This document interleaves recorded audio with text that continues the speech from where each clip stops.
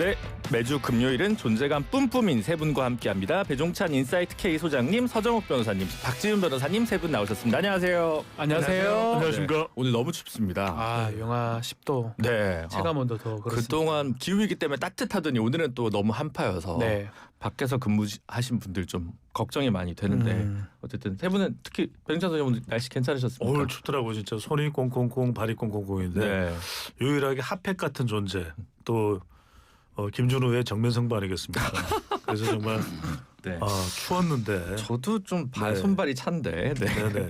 이 방송을 이제 또 직접 들어오니까 훈훈해지잖아요. 아, 네. 모든 추워하시는 분들의 핫팩. 네. 네. 감사합니다. 김준우의 정면 핫팩. 감사합니다. 뭐라고 제가 리액션 해야 될지 모르겠네요. 박지훈 변호사님 계속 비웃고 계십니다. 아니요. 저도 계속 비웃네요. 저런 말을 잘해서 너무 부러워요. 박지훈 변호사님도 인정하는 배종찬 소장님의 넉살. 감사합니다. 이렇게까지 정리를 하겠습니다. 오늘 내란 특검이 윤석열 전 대통령에 대한 그 구형을 했습니다. 근데 이제 내란 뭐라고 할까요? 본 재판이라고 하긴 어렵고 체포방해 등 몇 가지 혐의에 관한 건데요. 총 다 합쳐서 10년을 구형을 했는데 오늘 변호사님도 두 분 계시니까 이 구형량에 대해서 평가를 어떻게 하시고 앞으로의 구형 혹은 이 선고 결과 1월 18일인데 어떻게 보시는지? 지금 이제 특수공무집행의 체포 방해 부분이 이제 주된 혐의인데요. 이걸 5년이고요. 국무회의 심의권 침해했던 거 3년. 사후 계엄 선포문 결재 폐기했던 거 이제 2년 합쳐서 이제 10년이 구형이 됐는데 제 개인적으로는 그게 조금 많은 것 같기도 해요. 네. 왜냐하면 이걸로 끝나는 게 아니고요. 네. 시작입니다. 본 재판은 이제 내란이나 외환 재판이 이제 본 그쵸. 재판으로 봐야 될 것 같고요. 요거는 약간 우리가 곁다리 재판 중에 체포방해했던 네. 그 이후에 그 재판인데 그럼에도 이게 무죄가 될 일은 없을 것 같고요. 아마 특검의 어떤 그걸 보여준 게 아닌가 결기 같은 거. 네. 그래서 정말 최대 구형을 한 게 아닌가 이렇게 보입니다. 서정욱 변호사님 요건 어떻게 보시나요? 근데 그 국무위원 심의권이나 네. 또 이게 계엄 선포문은요, 다 이게 내란 속에 포함되는 거 아닙니까? 예를 들어 이게 살인죄 재판을 하고 있는데 독약상을 따로 재판하고 또 이게 칼을 찔리니까 옷이 손괴되니까 옷 손괴를 따로 재판하고 이게 다 포함되는 계엄의 과정이잖아요. 네. 이게 별개의 저는 범죄인가 내란하고 네. 그러면 이게 내란은 이게 빼야 됩니까? 법리적으로 문제가 있고요. 그다음에 체포방해도 그래요. 이거는 이제 공처가 그때 이순영 판사 형소법 110조 적용 안 된다 이렇게 자필로 써준 거 이걸 보고 이게 박종준 경호처장이 판단해서 협상하다 돌아간 거 아니에요. 네. 이걸 이게 대통령한테 책임으로서 5년이다. 이것도 이게 말이 안 되고요. 하여튼 구형이 저는 전반적으로 터무니없다. 자, 두 번째 시점이에요. 자, 그러면 이게 체포할 때요. 대통령이 내란이 안 되면 체포를 못 하죠.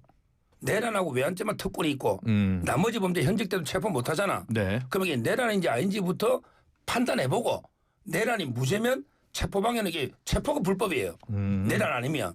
그러면 이게 선고 기일이 1월 16일 놓으면 안 돼요. 내란이 아니더라도 체포영장은 나올 수 있는 거 아닙니까? 근데 유죄가 그 체포영장이 아니더라도. 제 말이 잘못된 거잖아요. 내란이 아니면. 왜? 대통령 형사소추 특권이 있는데 소추를 못하는데 체포를 한다? 그런 게 저는 오히려 경호처가 정당하게 내란이 아니면 막는 게 맞다 보거든요. 내란이면 체포할 수 있지만 네. 내란이 아닌데 대통령은 소추 특권인데 구속 체포한다? 이게 경호처는 그 말이 안 되잖아요. 서 변호사님은 계속 이제 내란의 무죄라는 취지로 이제 주장을 많이 유죄인지 무죄인지 보고 네. 선고기일이 왜 1월 16일이냐 이게 고약하다는 거죠. 네. 18일 구속기한 만료되니까 네. 못 나가게 하려고 이틀 전에 잡은 게 아닌가. 저는 순서대로 이게 내란 우두머리 재판부터 보고 한덕수 재판이나 또 이 재판이 나와야 된다. 이렇게 보는 거예요. 내란죄가 만약에 무죄라고 서 변호사님 주장대로 한다면 그러면 이게 한다면 사후 계엄 선포 국무위원 심의권 침해나 비합헌 인멸, 사후 계엄 선포문 결재 및 폐기 요거는 유죄라는 거는 인정을 또 하시겠네요. 아니 그건 무죄죠 그러니까. 이것도 무죄다? 그것도 과정에 있었던 그러니까 전체적으로 내란이 안 되면 이 행위가 범죄는 안 된다는 거죠. 일단 알겠습니다. 더 얘기하기 그렇지만 네. 별건이라 봐야 될 것 같아요. 체포방해는. 그렇기 때문에 체포방해만 떼고 보더라도 새로 선고를 해야 되는 상황이고 1월 18일이 중요합니다. 네. 국민들이 많이 걱정을 하고 있지 않습니까? 아마 그렇기 때문에 백대현 재판부입니다. 재판장이 6개월이 되는 1월 16일 날 재판하겠다고 하고 또 지금 우리 서정호 변호사님 말씀하신 것처럼 그래서 윤석열 측에서 엄청 반발했던 걸로 알고 있습니다. 네. 그럼에도 불구하고 선고는 될 것 같습니다. 그렇죠. 선고 기일이 16일, 네. 구속 만료는 18일. 제 생일은 17일. 네. 아 생일까지. 아, 네. 네네네. 사유화를 했네요. 죄송합니다. 오늘 그 저기 참 박지원 서욱 뭐이 무죄 서해 무죄 네. 났는데 요 재판장은 또 지기현 재판부입니다. 이거는 뭐 사실 저는 좀 이런 생각이 들어요. 지기현 재판부가 이제 내란 재판하면서 여러 말들이 사실 논란이 좀 있어요. 네. 그 시간 계산해 가지고 구속 취소됐던 부분 때문에 논란이 되고 있는데 뭐 그럼에도 불구하고 저는 뭐 계속 했던 말이 뭐 법에 따라서 판단할 수밖에 없을 것이다라고 얘기를 했고 요 사실은 혐의 사실 꽤 많은데 다 싹 다 무죄를 했거든요. 네. 그 봤을 때는 저는 뭐 이렇게 제 해석일 것 같기도 하지만 뭐 윤석열 내란 재판도 크게 다르지 않을 것이다. 뭐 무죄가 된다는 말은 아닙니다. 네. 잘 판단할 수 있을 것이다. 이렇게 믿고 있습니다. 혹시 근데 그 재판은 저는 납득이 안 되는 게 제가 판결문이나 언론 보도를 봤는데 네. 한번 생각해보세요. 그때 그분이 자진해서 월북이 아니라는 증거가 많아요. 여러 가지 이제 구명조끼나 그 중국 글자부터. 근데 이걸 자진 월북으로 이렇게 몰이했고요. 그리고 이제 그걸 보도를 통제하고 또 그에 반하는 증거들을 다 몇 개 삭제한 게 있거든요. 그래서 영장까지 그때 청구됐던 사안인데 이게 왜 저는 무죄가 되는지 제가 판결문 전문을 본 건 아닌데 저는 상적으로 납득이 안 돼요. 한번 이게 제대로 나중에 분석해보고 비판해야 될 것 같아요. 근데 이제 만약에 알았더라도 그러니까 누가 끌고 간 게 아니라면 우연히 뭐 예를 들면 해일에 걸려서 그렇게 갔다 하더라도 장관이나 국정원장이 그거를 실시간으로 막을 수 있는 물리력이 가능했을까? 그러면 형사재판을 받아서 유죄가 나와야 할까? 이런 의문은 또 생길 수 있지 않습니까? 근데 그 자진 월북처럼 이게 몰아간 게 있거든요. 도박을 해가지고 자진 월북처럼. 근데 예를 들어 이제 뭐 신발이라든지 여러 가지 볼 때 이게 지금 아니라는 게 표류됐을 수가 있거든요. 네. 실종할 수도 있고. 네네. 근데 이걸 왜 월북으로 하면 이거는 이게 엄청난 명예훼손이잖아요. 거기다가 이제 거기에 반하는 증거들을 첩보를 몇 개 삭제한 거는 분명히 있어 보이거든요. 네. 따라서 저는 제가 판결문을 전문 안 본 상태에서 조심스럽지만 좀 이게 상식적으로 납득이 안 된다고 저는 봐요. 알겠습니다. 국회로 좀 얘기를 돌려봐서 이번에는 배종찬 소장님한테 좀 질문을 드리겠습니다. 오늘 네. 민주당 정청래 대표가 취임 147일 만에 첫 기자회견을 열었습니다. 2차 종합특검, 통일교 특검, 뭐 상법 3차 개정안 뭐 이런 얘기들을 주로 했고 질문에서는 뭐 김병기 원내대표 얘기나 뭐 장경태 의원 얘기가 좀 나왔었는데 소장님 보시기에 제일 주목해야 될 부분은 어느 포인트였는지. 저는 뭐 이제 다른 부분보다는 오늘 이제 이 기자회견 내용에서 저는 분명히 확인한 것은 정청래 대표는 정청래 대표의 길을 가겠다는 걸 분명히 한 것 같아요. 그 점에서는 뭐 부분적인 이 이재명 대통령 이른바 친명계 이야기가 나오는데 충돌이 있을 수 있지만 저는 이 가려고 했던 길을 멈출 수는 없다. 그 의지를 분명히 한 것 같아요. 왜냐하면 3대 개혁 한시도 쉴 수 없다. 2차 종합특검은 새 첫 법안으로 추진하겠다. 제가 관련된 칼럼도 썼는데 지금 장동혁 대표도 비슷한 상황인 것 같아요. 이따가 우리가 또 이야기를 하겠지만 그런 내용들이 있는 것이 좀 여기서 이제 그러면은 이른바 친명계 쪽에 좀 굴복하는 듯한 모습 그런 것도 전혀 내비치지 않았고 그렇다고 해서 본인이 가려는 길을 주춤하려고 하는 모습이 나타난 것도 아니고 저는 정청래 대표가 가다가 막히고 부딪히는 한이 있더라도 가겠다는 걸 분명히 한 것 같은데 그중에 한 장면이 이런 장면이에요. 박수현 수석 대변인은 뭐 지금 홍보 또는 또 관련해서 역할을 하고 있잖아요. 수석 대변인. 그래서 또 TV조선 기자 질문에 대해서 지명을 했어요. 그 이야기는 뭐냐면 누구든 질문은 받을 수 있는 거잖아요. 그 언론사가 어디든 간에. 근데 지금 정청래 대표가 답변하지 않겠다. 조선일보와는 TV조선인데 정확하게는 조선일보와는 인터뷰 한 적이 없다. 이렇게 이제 거부를 했단 말이거든요. 그 이야기는 저는 가려고 했던 길 그러니까 1인 1표제도 그렇고 다 그대로 본인의 계획대로 갈 것 같아요. 그 점을 분명히 한 것이 오늘 기자회견이고 이따가도 말씀드리겠습니다만 장동혁 대표는 장동혁 대표의 길을 가겠다는 걸 분명히 한 것이 24시간 이 필리버스터 그게 이 성격을 분명히 드러낸 것으로 보입니다. 네, 어떻게 보십니까, 박지원 변호사님? 그렇지만 이제 질문이 이제 그 장경태 의원 질문이기도 하고 실제로 TV조선에서 그 삭제 블러라고 해야 되나요? 네. 그래서 보도를 했다가 그걸 해보니까 오히려 다른 장면이 이제 봤기 때문에 아마 그 맥락에서 한 것 같아요. 뭐 저는 뭐 답변해도 되는데 그런 생각을 하지만 그런 어떤 경고성 멘트가 아니었나 싶어요. 왜냐하면 뭐 아는 사람은 알겠지만 그거를 그 삭제 그 블러핑 그 치지 않고 그대로 만약에 보도를 했다 그러면 좀 달라질 수 있는데 그거를 뭉개가지고 해가지고 더 오해를 살 여지가 있었거든요. 막 그런 의미에서 답을 하지 않겠다고 한 게 아닌가 그렇게 해석을 하고 있습니다. 아까 배 소장님 얘기했지만 1인 1표 계속 추진하겠다. 요거가 말로 사실 정청래 호의 어떤 시그니처 같은 건데 그건 또 다시 추진하겠다고 한 거잖아요. 글쎄요, 지난번에도 얘기를 하긴 했거든요. 네. 하겠다는 거 그게 당연하다고 했기 때문에 할 것 같긴 한데요. 뭐 저는 뭐 배정사님 말씀 뭐 공감은 하지만 그냥 원론적인 얘기라고 생각이 들지 뭐 그걸로 자기의 모든 것을 건다 뭐 이렇게 보기는 저는 좀 본인의 당 대표 재선을 위한 과도랑은 상관이 없다. 저는 그거는 좀 조금 확대해석 아닌가 저 개인적으로 그렇게 생각이 좀 알겠습니다. 듭니다. 서정욱 변호사님. 저는 이제 일단 조선일보나 TV조선 이런 특정 언론사를 지목해서 아주 이게 공개하는 거는 정말 이게 그 통합에 반하는 갈라치기다. 그러게 그 궁금하잖아요. 장경 때 국민 전체가 왜 이렇게 감찰 결과가 안 나오느냐. 피해 여성이 전화 한 통 받은 적이 없다고 제가 한 걸 얼마 전에 봤거든요. 네. 감찰하고 있냐 의문이 들고요. 제가 눈여겨본 거는 2차 종합특검인데요. 아니 잠시만 특검이 3개가 구성돼가 탈탈탈 털만큼 털었잖아요. 그런데 새로 특검을 구성하면 이분들이 기록을 또 파악하려면 엄청나 오래 걸립니다. 거의 아마 거의 뭐 또 지방선거 이후에 한 1년 가까이 갈 거예요. 이런 게 2차 종합특검에서 과연 이게 뭐가 더 나오냐 또 원점에서부터 어떻게 다 하느냐 멤버가 다 바뀔 거 아닙니까? 이렇게 저는 2차 특검 이런 걸 본 적이 없고 이런 식으로 이게 특검 공화국도 아니고 결국에 특검으로 흥하면 특검으로 망합니다. 나중에 통일교 특검이나 우리 민주당이 저는 뭐 상당히 나중에 자기 발등을 찍을 수 있다 이래 봅니다. 네.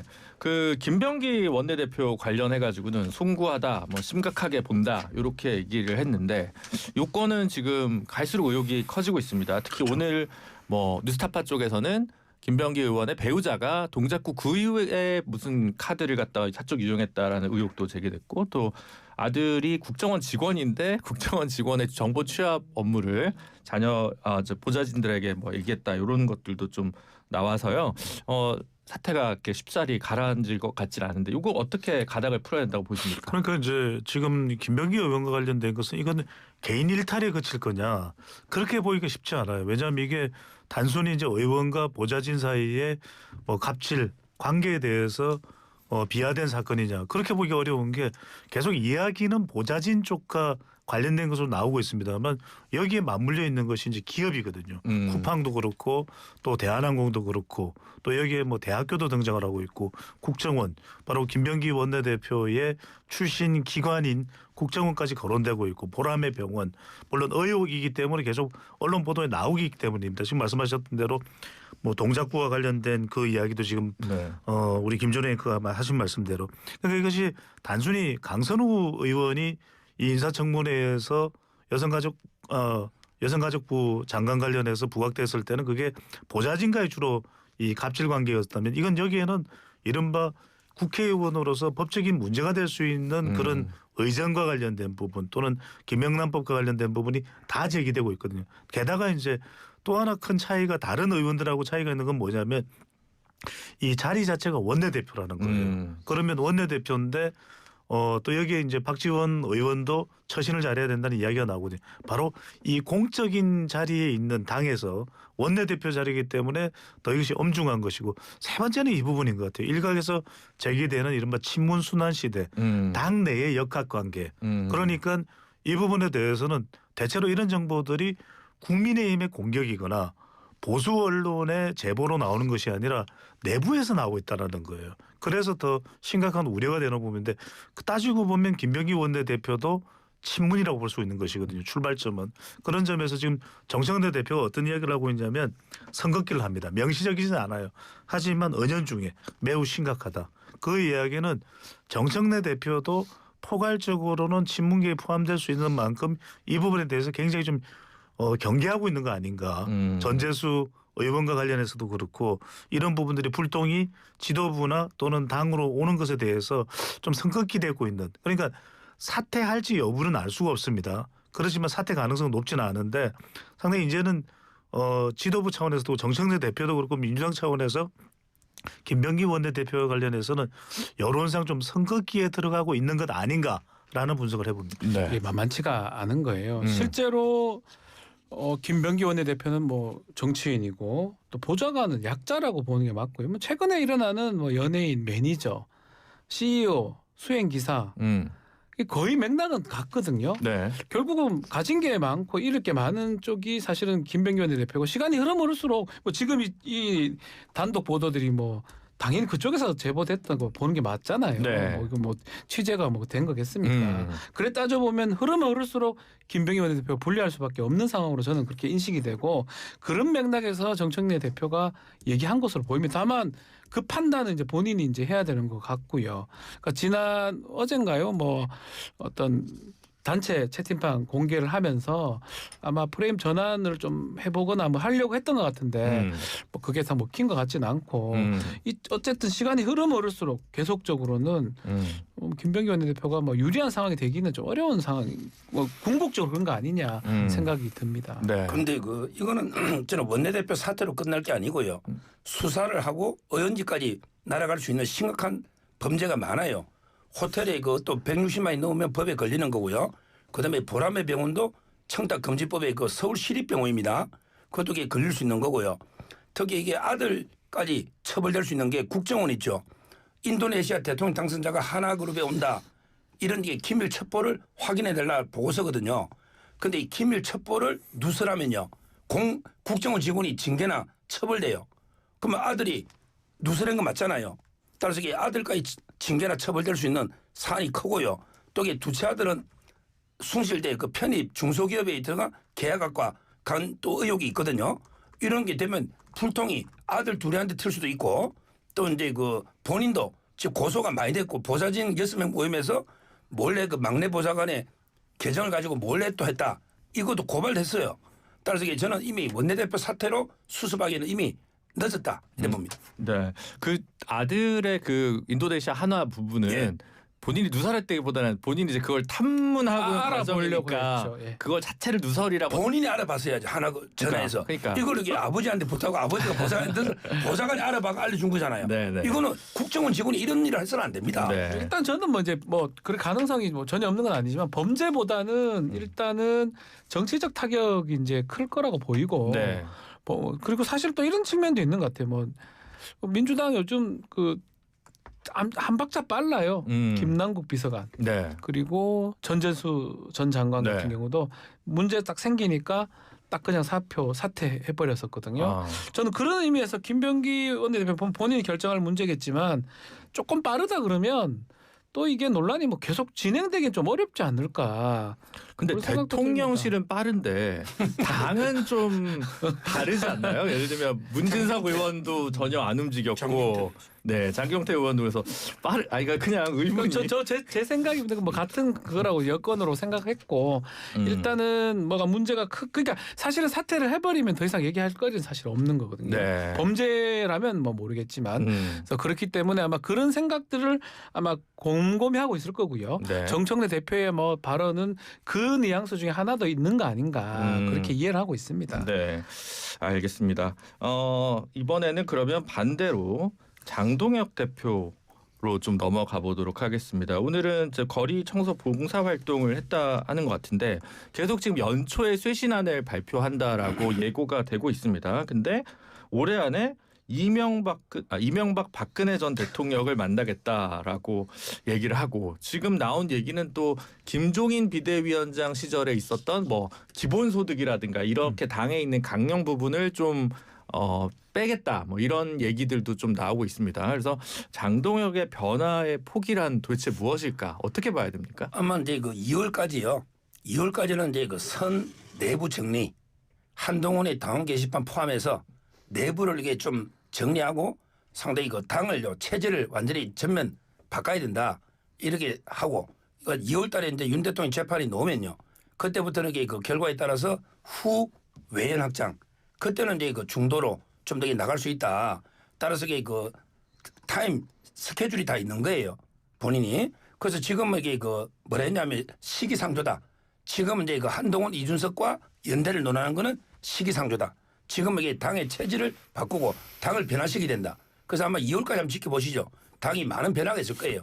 그러기 위해서는 박근혜 대통령 만남이 제일 중요하고 그다음에 이명박 대통령 그 외에도 뭐 유승민 의원까지 폭넓게 아마 여론을 수렴해서 우파를 통일하고 그다음에 후 외연 확장 이렇게 할 거예요. 아, 유승민 의원까지 만날 것이다. 저는 그래 봐요. 네. 뭔가 예, 한동훈을 제외한 모든 사람 만날 것 같습니다. 한동훈을 제외한 저도 그렇게 이해를 네. 하고 있습니다. 아, 그렇게 봐야 된다. 알겠습니다. 요 특히 이제 한동훈 대표와의 관계는 그러면 광고 듣고 저희가 이야기 이어가 보도록 하겠습니다. 잠시만요.